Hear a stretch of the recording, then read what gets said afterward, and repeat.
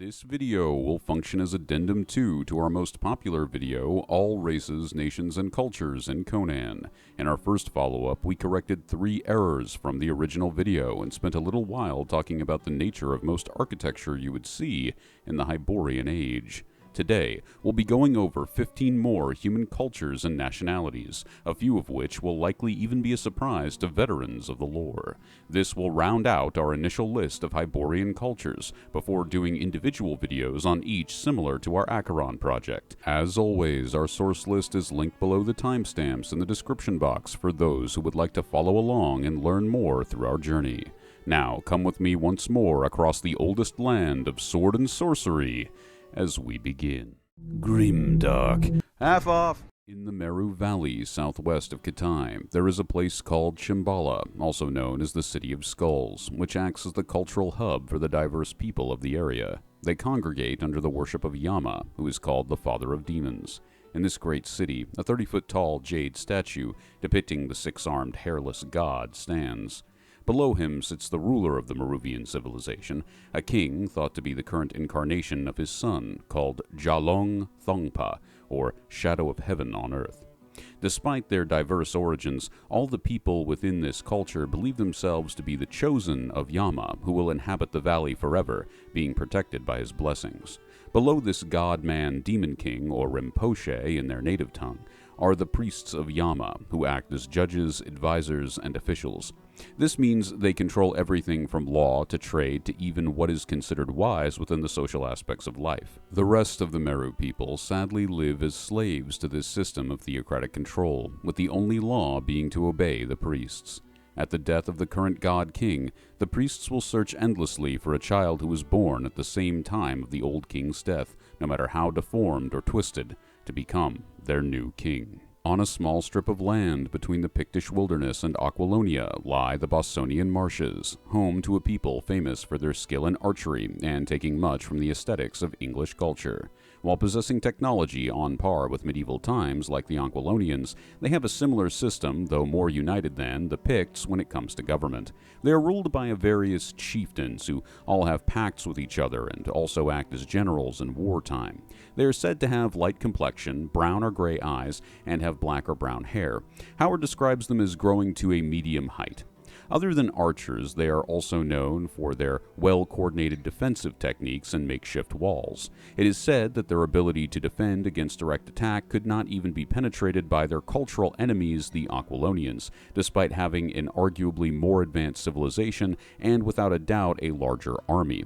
As you may have guessed, their architecture resembles classical English castles, with walls twice the size of those we would see later in history. And of course, much like many other Aquilonian adjacent cultures, their chief god is Mitra. The Amazons of Conan worship and utilize in executions corrupted demonic trees known as Kalamtu. The presence of these trees in their land has altered the biology of the Amazon race, making their women mighty and stronger than the men, who have grown subservient to the demonically enhanced females over many generations. Their skin is described as brown to black, and the women being very tall. They neighbor the Black Kingdoms and the Black Coast, with their primary export being male slaves, who are used as gladiators or sacrifices for their flora masters. The capital city of power, in the heart of the Amazon territory, is Gamburu, which also has the largest concentration of slave labor. They feature most heavily in the Conan the Buccaneer story, 1971. Their matriarch, a queen, takes on the ceremonial name of Nzinga, which means beloved who came from the river, who passes the name to her oldest daughter when coming of age. This is likely in reference to their first encounter with the Hell Trees, most concentrated near the Amazon half of the Zakimba River. Similar to imps, these biology-changing plants likely came as the result of hell energy being used by dying trees to survive during some ancient flood when sunlight was unavailable for energy. It should also be mentioned that their jungle possesses many mutated plants of the same variety, other than trees, possessing these same traits, which can also be classified as Kalamtu. like Venus flytraps, as well as other already carnivorous plants. The northern Aquilonian neighbors of, but polar opposite to, the Bossonians are the Gundermen of the lightly forested yet snow-capped Golamira Mountains. In contrast to the Bossonians, while they do maintain their unique culture, they are bound by treaties and agreement in a very positive manner to the larger country. This is likely because their location makes them much harder to culturally influence due to geography. As a result, they experience the benefits of Aquilonian trade without the trouble of Aquilonian colonization. The location of the mountains and the surrounding area is referred to as Gunderland, home to a people described in The Coming of Conan the Cimmerian as being big-boned, reddish-blonde in hair, and gray-eyed and skinny. Later sources, like Notes on the Various Peoples of the Hyborian Age, would describe a separate phenotype of people in the same race or culture, who are described as being brutish in nature, having the largest concentration of natural human gigantism in the Conan world. This is a somewhat common mutation during the Hyborian Age that causes people to grow to twice the size of others in their same family or bloodline, usually being referred to as brutish. They have a culture of speech which heavily emphasizes the principle of laconicism, or the ability to say much with a few words. Silence and listening are considered virtues within the culture. As they are a direct descendant of the ancient Hyborians, they venerate Mitra and militarily specialize in offensive guerrilla warfare. It's said that they were born to battle. Their aesthetics are inspired by the Highlands of Scotland and their cultural norms by Stoic philosophy. Currently ruled by King Conan's most trusted Aquilonian judge, the Count Tricero, the people of Poitain in the southmost border of Aquilonia, neighboring Zingara, boasts a culture-defining wealth of natural resources. As a result, they are the main source of agriculture for Aquilonia, including the Bossonian Marshes as well as Gunderland we spoke of previously, as well as outside of Aquilonia, Zingara, Argos, Koth, and Ophir. It is no wonder how the previous rulers before King Conan became so decadent with such a well-assured natural trade agreement. In addition to farmland, there are also seemingly a limitless number of gold rushes, drawing would-be miners from all over the Hyborian continent. Their most famous contribution to the military is that of cavalry, being just as well known for the skill of their horsemen as the health of their horses. Most knights of Aquilonia are scouted from this area, due to their already existing investment in the well-being of the country, and the classic tactic of military scouting being to go to the country first, as they are more accustomed to hard labor. After the events of Hour of the Dragon, the Knights of Poitain are hailed as saint-like figures for their aid in repelling the resurrected dark sorcerer Zolta Tun. Like the Bossonians and Gunderland, their chief deity is Mitra. Longtime viewers of the channel will know that before they slowly became more Greco-Roman, the Aquilonians were originally French-inspired.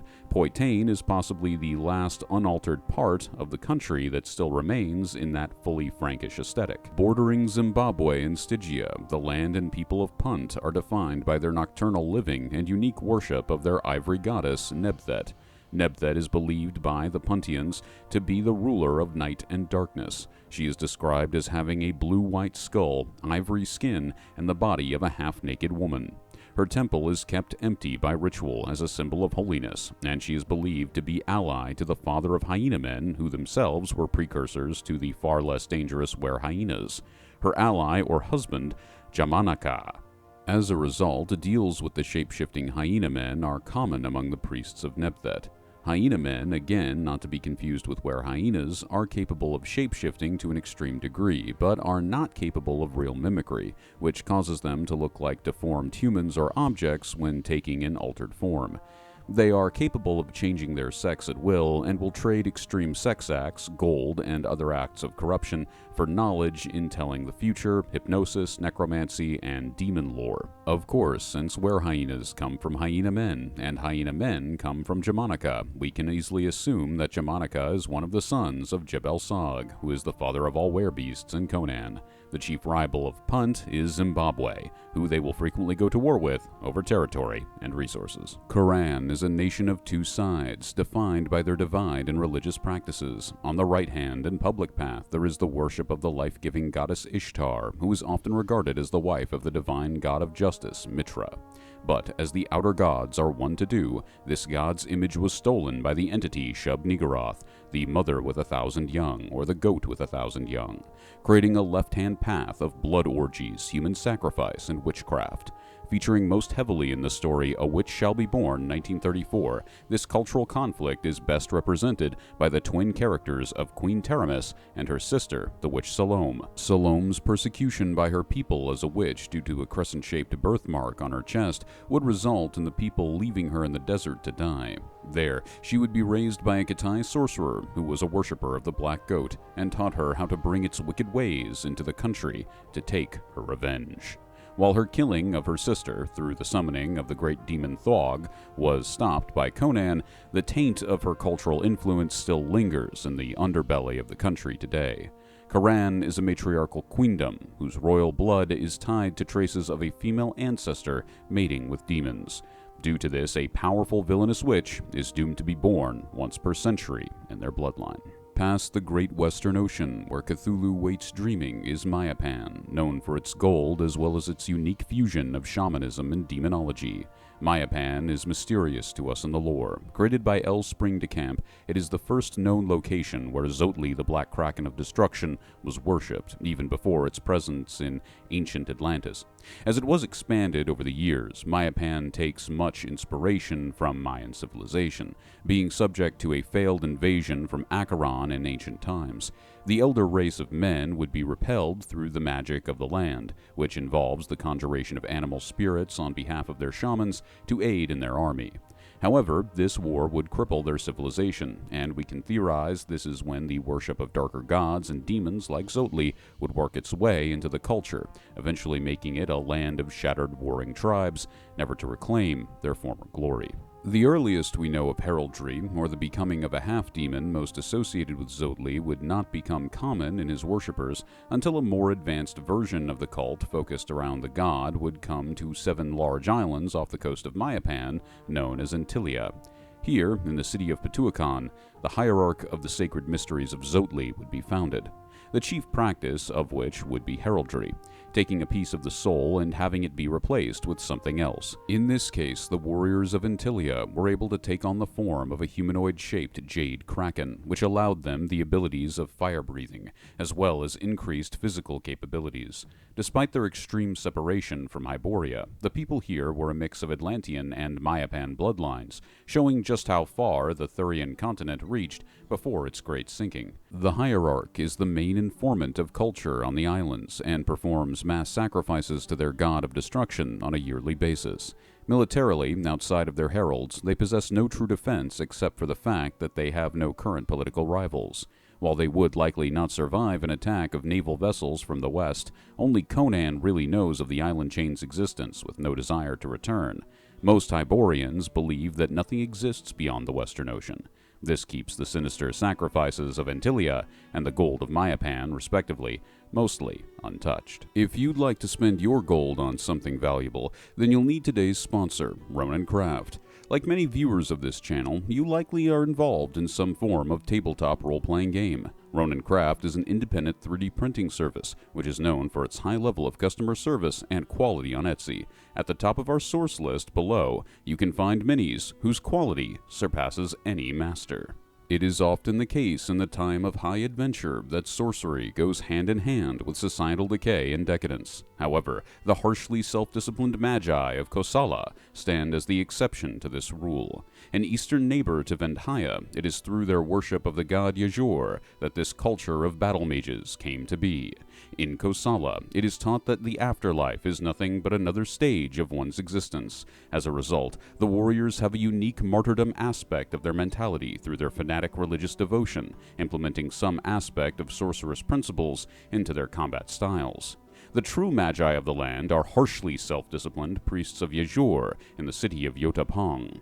They are extremely peaceful with Vendhya, having a special relationship between their wealthiest families intermarrying and a long-standing peace treaty dating back to ancient times. The tenets of Yajur, which is seemingly a magic and war-focused incarnation of Asura, who is said to be the father of Mitra by the Vendhyans, is the key defining difference in their culture. Fanatical devotion to worship, war, magic, and law is the way of the Kosalans, with the same cremation of the dead and disdain for necromancy as their parent culture. Before the time of Zembabwei, there was Zembabwei. At the time, a fraction of the size it would one day grow into, making up only a small border tribe in the Black Kingdoms neighboring the country of Punt. The people of this tribe are ruled by a twin monarchy, having two kings prone to much espionage against each other's whims. This takes shape most commonly in the ever-shifting religiously motivated civil war within the nation between the worshippers of Damballa, or Set, as the snake god is known in Stygia, and the joint cult which worships the father of the Deep Ones, Dagon, who is married to the goddess of necromancy, Derketo. In this civil war, while these are the two most numerous factions, there are an infinite number of cults and their associated pantheons vying for political power and favor with one or both of the two kings. This dramatic diversity in subculture makes it an excellent place for any homebrew cult or original character. Bordering the south of Khitai and using their natural jungle geography to maintain their independence is the offshoot culture of Kambuja. Steeped within Khitai politics, their goal, like other factions, is to sit their emperor, sharing the name Rinpoche for their god king, on the throne of the empire, which speaks to some cultural influence from Meru. In the same way that the Scarlet Circle acts as the royal family and chief wizards of Khitai, the Dragon Sons, which is also a name that some lower-level Khitai wizards hold, serve the same purpose in Kambuja.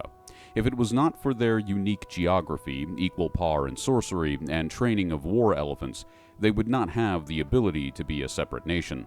Altogether, there are very few distinctions between this nation and the mainstream Khitai, save for their ability to escape the main empire. Its aesthetics are heavily inspired by Taiwanese and Vietnamese culture. A seafaring trade empire boasting extreme religious diversity, Iranistan borders Punt and the southern coast of the Hyborian continent. Its chief trading partners are the Black Kingdoms and Ventaya. Its military is most famous for its elite assassins, said to be the best of the age, having within their borders the remnants of the ancient secret society of the Hidden Ones, famous for a unique technique in which special weapons known as flame knives are used. It is unknown whether flame knives are magical or poisoned in nature, but they resemble short scimitar-like blades. Their morphology as a people is known as being short but with broad shoulders. The large nation, while having few big trade cities like Anshen, is in majority made up of small villages, which are subject to the control of the Iranistan government. Being one of the few instances in this time where freedom of religion is common and secular capitalist interests are served before any cultural aspect of the people's needs, this country gives us a very unique view of a time period usually steeped in tradition or religion. Its frequent wars with the ever-present enemy of northern Tehran is one of the only things holding these otherwise warring tribes together under the same governmental body. The tribes are also allowed judicial jurisdiction like states. The king, at this point in Iranistan's history, is a purely cultural position, having no power himself other than what is expected. However, it is very rarely successfully enforced, and it is more likely that both the local village will demand justice of its own, or the person in question will simply flee to their tribe's land, who will pass different judgment upon them, as in the rare instance in which capital punishment is carried out, it is usually in the form of executions rather than lashes. Keshan is a great example of the cycle of history present in the Conan universe, with their previous culture taking much from the myth of the Tower of Babel. This highly diverse land of barbarian raiders and makeshift cults was once home to a great agricultural empire. Those who enter Keshan will experience extreme hostility and a constant test of their strength against both its brutal jungle environment and the various decayed raider kingdoms that now exist there, being ruled by self-titled princes and high priests of their former chief deity Gwaler, presiding over dark rituals involving special gems. Keshan is also one of the only instances we have of humans both knowing of and having a fairly neutral relationship with ape men. The former capital of the nation, Halkamemnon, is now ruled by a tribe of ape men. To be clear, they will still rip humans apart. It's just that the humans already live in such a state that their level of savagery would be on equal par. Its people are described as living in huts made of uncut stones, mud, and bamboo. Keshan is most featured in Jewels of Gwalior, 1935. The biome of the Isle of Siptah is home to a variety of unique animals and sentient life due to its weather system, the Maelstrom, being connected to Kuth, also known as Earth's Dreamlands. The very weather of Siptah warps reality and sends those denizens of an even more warped place as forced immigrants to the area. However, seemingly the only natives of the island are a surviving group of intelligent hulking Neanderthals, now simply called the First Men. Having similar intelligence to frost giants, they are capable of metal forging, preferring and having natural access to bronze, leather, and iron, which they forge armor from that possesses a gladiatorial aesthetic. They are enslaved to and worship the Blood Moon Beast at the center of their home in the Ashlands part of the Isle. The Blood Moon Beast is a special mutated moon beast of the Dreamlands, likely due to living on Earth for so long, causing the literal normal flow of blood, thus red coloration different from his more natural albino or gray counterparts of the same species. Even among the average of this species, the enslaving of humans is a common practice for their protection and use in manual labor. When one observes the easily permeable flesh, which is often described as amphibious in nature, it is easy to see why. Though it is said that some oppose this practice, preferring to pay very high for the services of servants, this seemingly only applies to the Dreamlands moon beasts. When one considers the common devolution or reduction of intellect common to the island of Siptah, it's very likely that the Blood Moon Beast is not as intelligent as its Dreamland counterparts. A savage god for savage men, likely supplying them with bronze in exchange for their protection. More evidence of this can be seen in the fact that the Blood Moon Beast possesses no flute, which is commonly used for communication with slaves in the Dreamlands. The most common victims of this slavery, more beneficiaries of employment, exist in Kuth itself, known as the Men of Leng, who, due to the reality-warping nature of the Dreamlands, now resemble horned ape man-goats, but retain their intellect. We don't know their true origins, but similar to the intelligent spiders of Leng, who they frequently war with over territory in the northern Leng Peninsula, it is likely that they are normal humans who were subject to the evolutionary pressures of this random, constantly changing environment. Their chief culture has high overlap with ghouls, believing in the engaging of constant hedonism and degeneracy, long ago losing touch with old inhibitions. While clever, this mentality has made them very easy to enslave by the moon beasts, who, in the case of the Men of Leng, also view them as livestock for food, which is fitting given their anatomy. Their bottom legs are hooved, taking much of their aesthetic appearance from satyrs of Greek mythology, not to be confused with satyrs in Conan or Lovecraft, which ultimately would be a different creature altogether. Once again, similar to ghouls, they are devout worshippers of the crawling chaos Nyarlathotep, being called the Fly the Light in their language, whose schemes they will frequently aid in. An example of this is the distribution of hypnotic gems, most commonly rubies, that will cause individuals who stare directly at them to be taken into a trance to be controlled by the Black Pharaoh's whims, becoming sleeping agents of the eternal nightmare. And that is finally it. After this video, we have covered all 30+ Conan human cultures in a general overview on this channel. Eventually, in the future, expect me to do deep dives into each one. In channel news, I have recently been certified as both a personal trainer and nutritionist, so expect an uptick in fitness content. Another thank you to our sponsor, Ronin Kraft, and a reminder to our lovely audience that our Subscribestar and Venmo links to donate are below the source list of this video, as well as on this channel's About page. If you want to do that, currently Venmo is preferred. We'll close with a simple question to the audience. What was your favorite human culture in Conan over the course of these 3 videos, and why? I hope you'll join us again in the future. Have a lovely day.